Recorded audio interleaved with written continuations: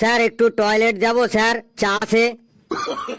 এই যে পড়া ধরেছি আর এখন টয়লেট সাপ আছে, কত কি পাবে। তুই একটা কবিতা শোনা আমাকে, যদি কবিতা শোনাতে পারিস তাহলেই তোকে আমি টয়লেটে যেতে দেব। স্যার আমার নিজের লেখা কবিতা বলবো নাকি অন্যের লেখা কবিতা বলবো? তুই আবার কবিতা লিখিস কবে থেকে?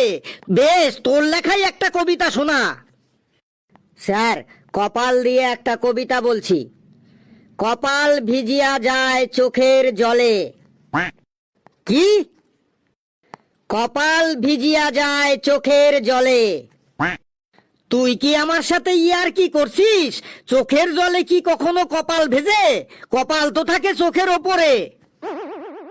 স্যার পরের লাইনটা তো শুনুন। কপাল ভিজিয়া যায় চোখের জলে, আমার ঠ্যাং দুটি বাঁধা ছিল গাছের ডালে। এবার আপনি বলুন স্যার, আমার চোখের জল কপালে যাবে নাকি কোথায় যাবে?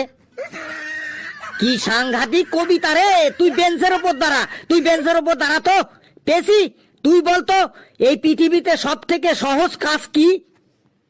স্যার পরীক্ষায় ফেল করা। বাপরে বাপ, তুই ফেলই করবি? তোরা সব কি রে? না পারিস বাংলা, না পারিস অঙ্ক, না পারিস হিন্দি, না পারিস ইংরেজি, তোরা স্কুলে আসিস কেন? স্যার আমি হিন্দি পারি। তুই আবার হিন্দি বলিস কি? হ্যাঁ স্যার আমি হিন্দি শিখেছি। আগে বল, তুই কাল সকালে বাজারে গেছিলি কেন? স্যার বাবার শরীরটা খারাপ ছিল, তাই আমি কাল বাজার করতে গেছিলাম। বেশ, তাহলে তুই বাজারে গিয়ে কি কি করলি কালকে সেটা হিন্দিতে বল। बोलची सर, कल हमारा पिताजी का तबीयत बहुत खराब था। उनका बहुत पतला पायखाना हुआ था। सुबह में 8 बार पायखाना गया था।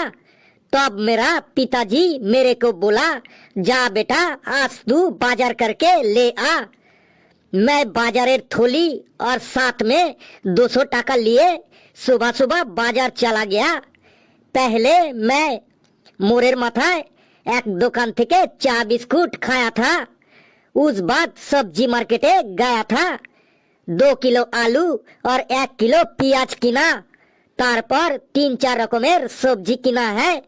बाद में माछ बाजारे जाके दाम दर करके 50 টাকার পুটি মাছ 40 টাকা দিয়ে কিনা था।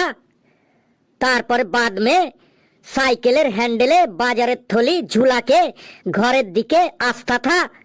और उस समय बाजारेर थलिर हैंडल छिरा था जाता है और सब सब्जी और माछ रास्ताय पड़ जाता है। और पेछनेर दिक थेके एकटा টোটো एसे सब सब्जी और माछ চ্যাপটা করে দিতে থুয়ে था। চুপ! তোর হিন্দি শুনে সবাই হিন্দি কথা ভুলে যাবে এবার। তুই চুপচাপ দাঁড়িয়ে থাক বেঞ্চের ওপর।